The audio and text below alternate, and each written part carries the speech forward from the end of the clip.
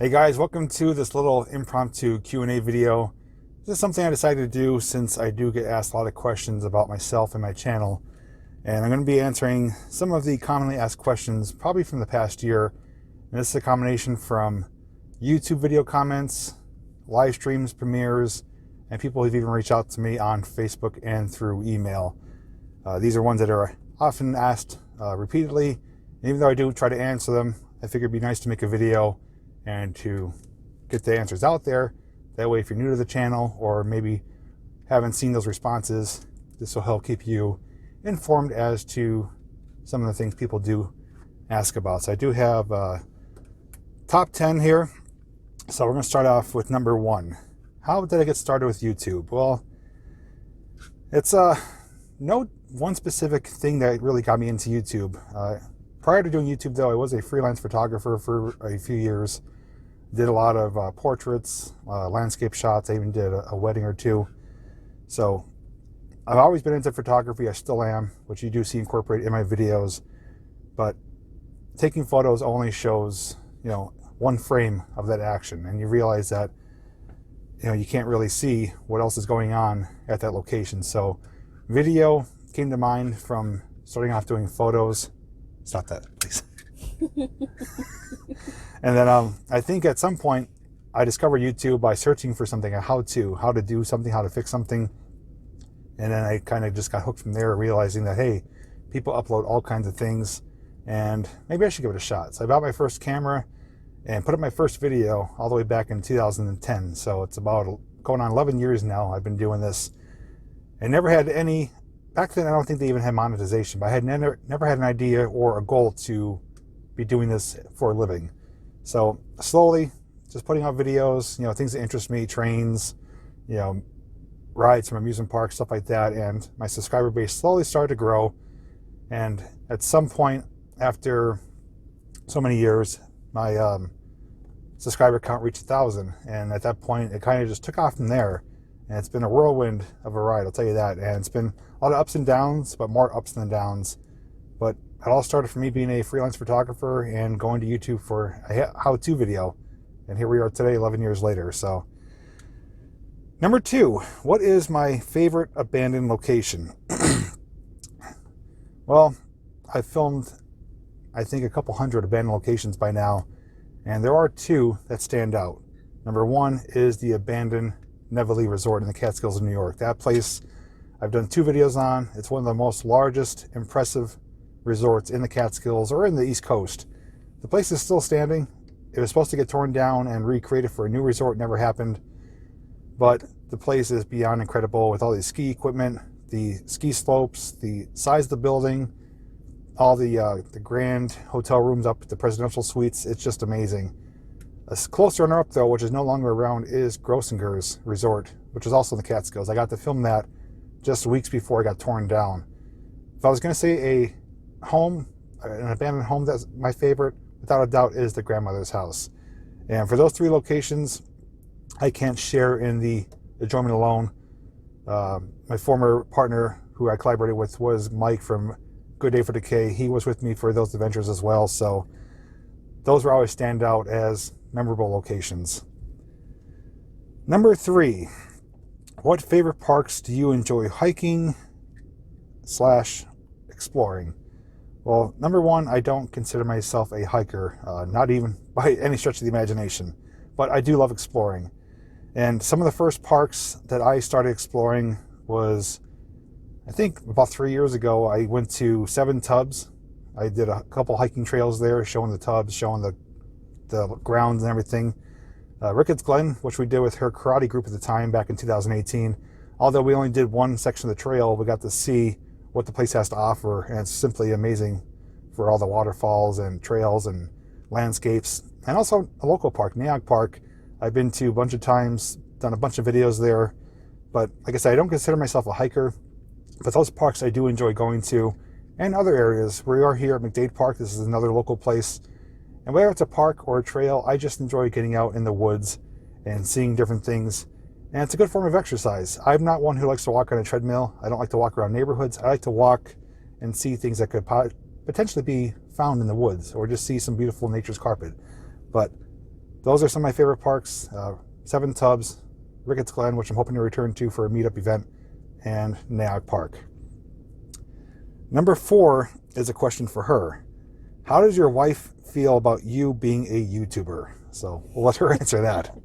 I don't really mind. I know it gets to be annoying sometimes because we want to just go and just do things, but I know he has to, video and create content for his channel, which is fine.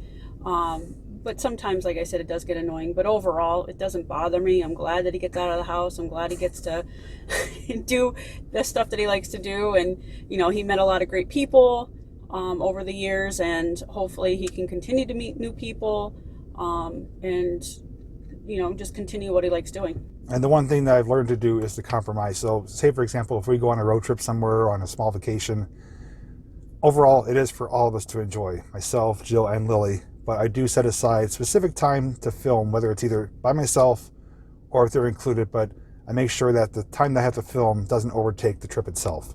So I've come to compromise, get what I need to get done so we can enjoy the rest of the trip, and it seems to be a good balance. It's been a lot better now that he pays attention to it a little bit more. Yeah.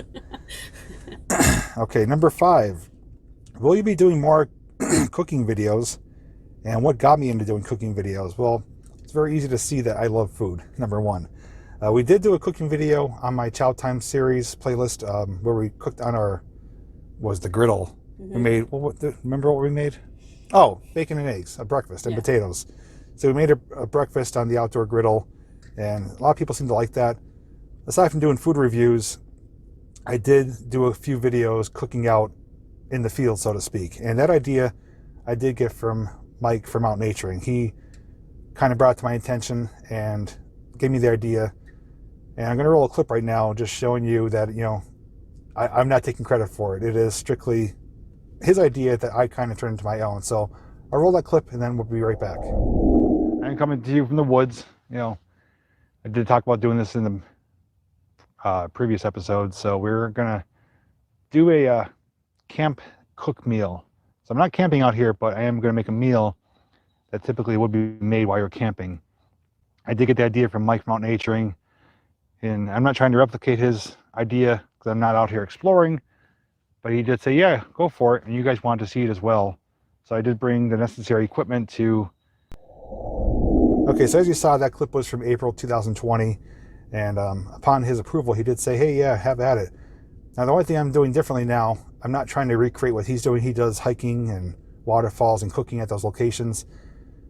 Aside from that lasagna video, I did cooking little smokies at the 1800s culvert. I did hot dogs and beans at the Centralia Mine Fire. And I plan on doing more cooking videos at unique locations like that. So you won't see me hiking and going on, these adventures just to cook. I'm going to be going to specific locations that are kind of unique that you won't expect someone to cook a meal at, just to make it more exciting, more entertaining. But it's going to be more so based on the food portion, not so much the travel to get to those locations. So hopefully that makes sense, but they will be coming out more. I do have a couple cool locations in mind. I did buy some more cooking equipment, so I do plan on doing not only the camping meals, but the I'm going to do fry up a cheeseburger, make bacon and eggs out there in the field somewhere, stuff like that. But a lot of people have given me ideas, and hopefully I could incorporate them, this coming year. Let's see, number 6. What's the most important thing that you learned while doing YouTube? Well, learning the hard way, but I did come to realize that you can't please everyone. And being on YouTube for the length of the time I've been here, 11 years, I've seen people come and go, and being a variety channel has its ups and downs. And what I mean by that is I have the freedom to film what I want. I'm not limited to just one specific thing. If I want to film trains, I can film trains. If I want to do a food review, I could do a food review. If I want to go to Knoebels, whatever it is, fits on my channel. But the negative aspect of that is that people get brought to my channel from one of those types of videos and don't necessarily want to watch the other types. And that's understandable. That comes with the nature of the content. And I come to realize that, no matter how much I'm behind it as far as loving the video or passionate about it, not everyone's going to agree. And I'm okay with that at this point. I did have a hard time wondering why people didn't like this, didn't like that. But after getting input from my viewers, which I do ask from time to time just to get some feedback, I find out what people do like, and every so often I do try to incorporate those videos. I know abandon is huge on my channel. Probably 75% of the people found me through abandon videos. They are harder to come by now, not as easy to film for legal reasons and just location wise. A lot of them get torn down or boarded up or posted, but I still am on the hunt for them. I try to release about one a month, maybe two if I'm lucky, but keep in mind, I was never an abandoned exploration channel solely, exclusive to that. I've always been variety. I will always be variety. And you ride the ups and downs of the roller coaster. Some videos do better than others. You have highs and lows during your quarterly seasons of the channel. It's across the platform on YouTube. Everybody goes through highs and lows. And once you learn that and are okay with it, the rest of it is kind of smooth sailing. Okay, next one. Number 7, what made me decide to do meetups, and will I be doing more meetups? Meetups were for a chance for me to meet the viewers. I've often got asked, especially through email or Facebook, hey, can I join you on some of your adventures? Can you take me exploring this and that? And as great it is to hear that people do want to experience that with me, there are a lot of issues that could go not in a good direction. For one, someone's safety, I don't want to be responsible for. Number 2, if they were to get hurt, if they were to get in trouble with any legal reasons, I don't know people, to know what they're comfortable with, able to do, stuff like that. So I decided to do meetups so that people have a choice to come out to meet myself and the others that you see on my channel or on YouTube itself. And at the same time, come to a cool location. We've done the abandoned World War II bunkers in Elvira. We've done the J.W. Cooper School, like an abandoned school in Shenandoah, Pennsylvania, but we had permission to be there. We gave a donation. We've done the Pioneer Coal Mine Tour in Ashland. We've done Centralia. We've done a bunch of meetups, and each one seems to keep getting bigger and better. And I think the first one was 2018 in Centralia. It was horrible conditions. It was snowy, icy out, but we had like 30 people show up.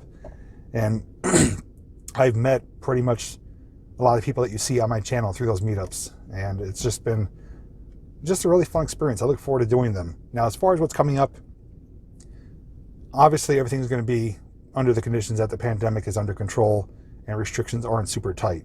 But the 3 places I have in mind for this year is to reschedule, Ricketts Glen State Park, which has around 20 waterfalls, hiking trails of all different skill levels. But that was supposed to happen in 2020, and it didn't. So I'm going to reschedule that. I also want to go to Jim Thorpe and do just like a walking tour of the city there. It's an amazing little town, some old history, historic storefronts, but they also have train rides through the Reading and Northern Lehigh Gorge. They have the Lehigh Gorge itself, the abandoned Turnhole Tunnel. There's a lot to do in a little tiny town there. So that's going to be a meetup itself. And the largest one I'm looking forward to the most is in Altoona, Pennsylvania. It's going to be an overnight trip for me and us. Jill and Lily will be joining us, but it's going to be going to the old school amusement park, Lakemont Park. And if you guys have not seen that video, I will link it down below in the description. They have a couple old historic roller coasters, one of them being the oldest in the world. They have miniature golf there. They have go-karts. They have a lot of neat little items to ride, and you pay, I think, $18, and you can ride everything you want, as much as you want for the entire day. So that, and also Horseshoe Curve. The famous and iconic Horseshoe Curve is only 15 minutes away from there. That would be also a location we're going to stop to as well, just to experience it. There is an admission of like $9. Hopefully at that time the funicular railway will be operating, so we don't have to climb 194 steps. But up there, you do get some panoramic views of the triple rail line for Norfolk Southern, and it's just a really incredible experience. And even if you're not into trains, it's just full of history and offers some great views of the valley. Number 8, how come, this has been asked a lot, how come I won't go camping? Well, there's 2 reasons. Number 1 is because I had a horrible experience as a child going camping with my family. It was at some state park, and the tent was old, and I remember when we were going to bed, a downpour thunderstorm came through, the tent started leaking, sleeping bags got wet, so we went into my father's van, and put our sleeping bags in the van, and he had one of those crank pop-up windows in the van. That started leaking. It was just a nightmare of an experience, and I was only, a young child, but I remember vividly, it was not a good time. Part 2 is that I don't have any experience. I never been camping as an adult, and I do know, It's not super difficult, but I also don't want to have a bad experience for the first time. But what's happened though during the pandemic is we started finding more YouTube channels to watch, Yeah. and we started watching some camping channels. Yeah. There's about 3 or 4 of them that we watch, and they all do things differently. You know, some camp in their vehicles, some camp, you know, in the woods, some camp in tents, some don't. Some stealth camp. Yeah, stealth camping.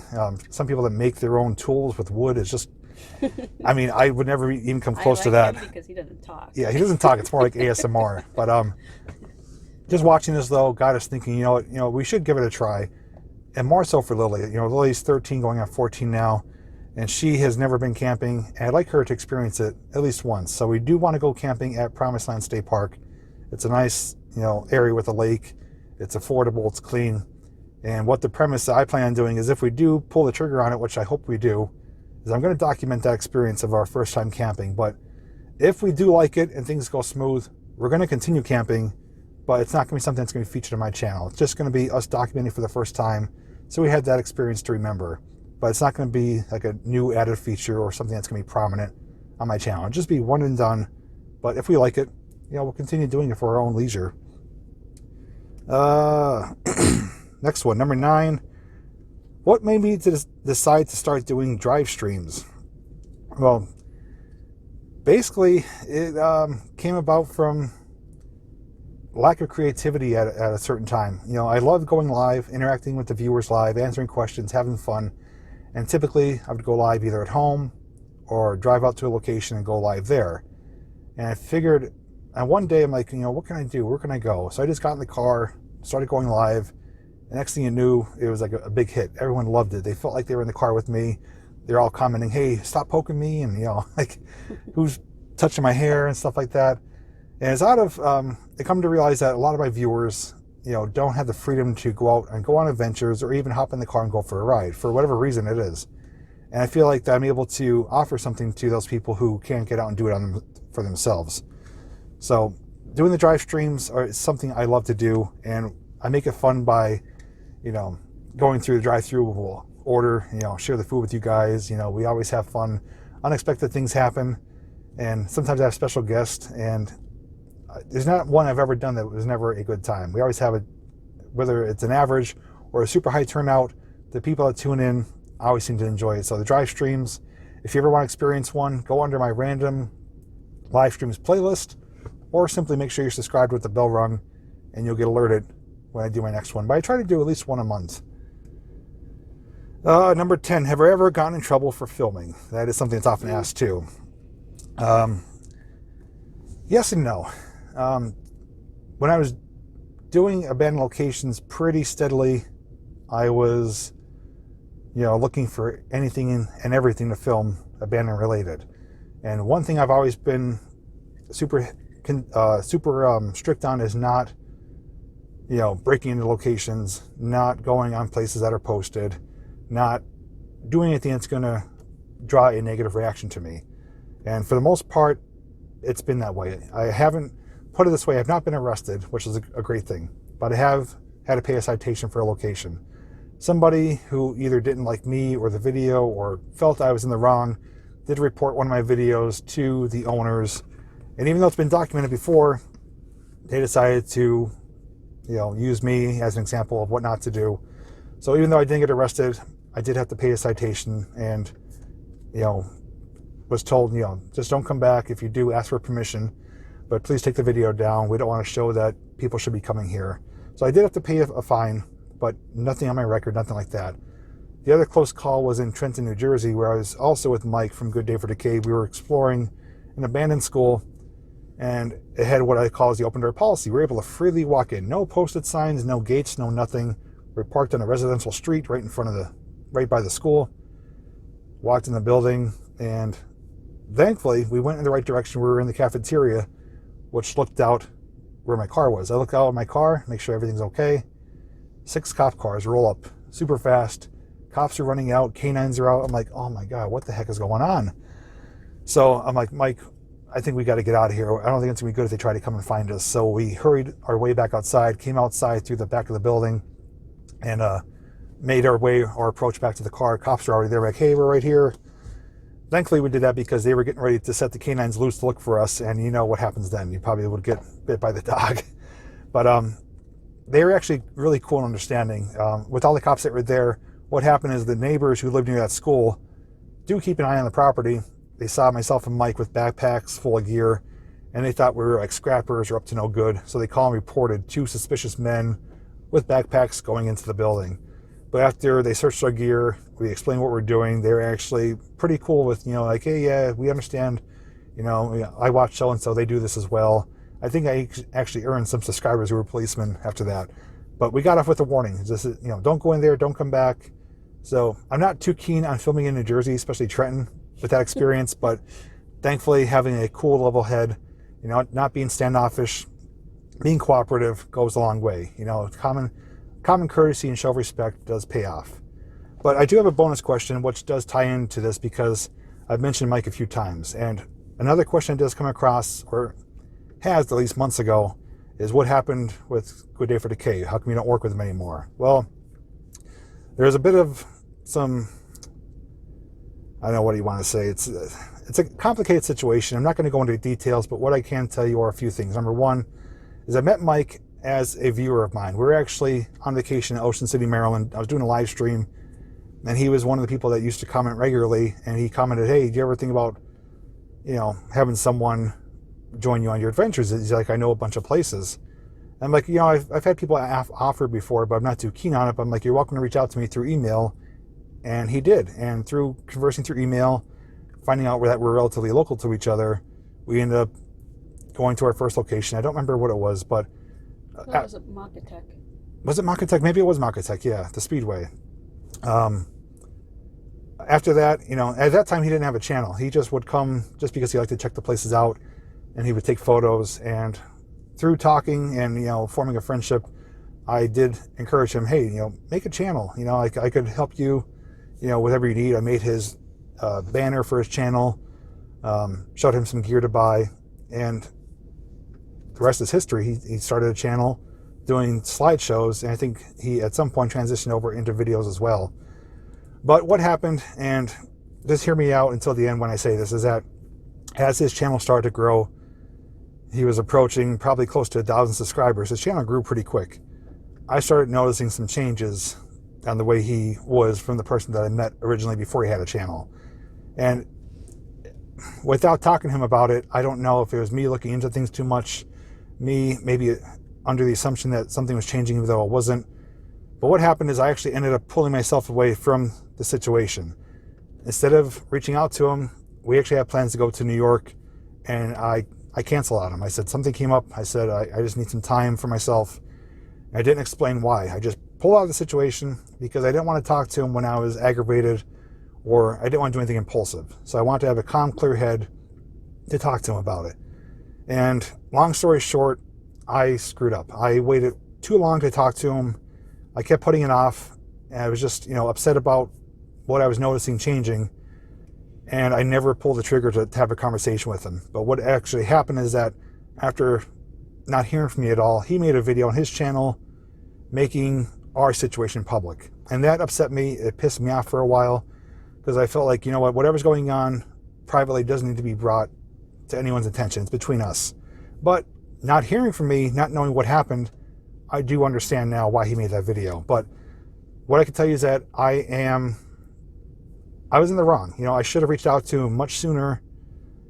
And looking back on it, if I was able to go back and do things over, I would have reached out to him immediately and had a conversation about what I was thinking, what I was feeling, and whether they were true or not, what I was thinking of what the changes were. I think it could have been resolved. And, Mike and his family, we all became friends with. He has a son and his wife. They had us over his house. We hung out a lot. We went to Knoebels together. And we all felt bad that it went that way. And like I said, I personally don't feel I'm solely to blame, but I am partially to blame. I am owning up to my actions that I should have reached out to him. I should have been responsible and had a conversation and sorted it out instead of just stepping away. And that's something that, going back in time, I would absolutely change. And, probably to this day would still be friends. But, people do make mistakes, and it's one of them that is unfortunate. And I am, guilty of partially why we don't work together anymore. But with that said, from what I've understood, Alan from Revenge of the Apocalypse is friends with both of us, and from what I've seen, his channel is still going. He's still going out on adventures. He has collaborated with Alan a few times, and I know, he's still doing the whole abandoned exploration, which is good to see. Other than that, I mean, I do wish him the best. If we were to ever have a conversation down the road, maybe things will change, and if we don't, we don't. What could be done is done. But I just wanted to put it out there that, myself, no one out there, is perfect. We all are human, and sometimes we do make poor decisions, and I do think that was one of them that I made. I don't think I was wrong in feeling what I was feeling based on what I saw as far as changing. I'm not going to get into details, but I do think I should have reached out to him instead of putting it off and then forcing him to make a video about the situation. But that was basically a look at the commonly asked questions here on my channel from the past year. Again, all those questions came from a variety of sources: channels, video comments, premieres, live streams, Facebook, and email. Facebook and email is, an avenue that people do reach out to me often. I get reached out for suggestions of locations. I get questions about gear and equipment and editing, and I do my best to respond to people. That's why I do have them listed publicly, because if you take the effort to write me a message and it's, polite and respectful, you do deserve a response. So if you guys do have further questions, feel free to put them down below. I do check the comments, and if it's nothing that's too personal or negative, I will give you an answer. And hopefully that if you are new to the channel, that gives you a little bit of an insight as to my past and future going forth to my channel. Any final words from you? I want people to, enjoy doing what they're doing. There's no one thing that everybody has to do or corners the market on, because it's free. Everything that you do, you can do for free. Mm-hmm. Hiking, camping, swimming, hunting, whatever you have a passion for, you should, try it and do it. And if you want to film it, I think you should be allowed to. I don't think anybody has the right to say you can or cannot do anything. In this world, especially now, you should open up your horizons and do different things, because you never know what you're going to enjoy or what you're going to find that you have a passion for.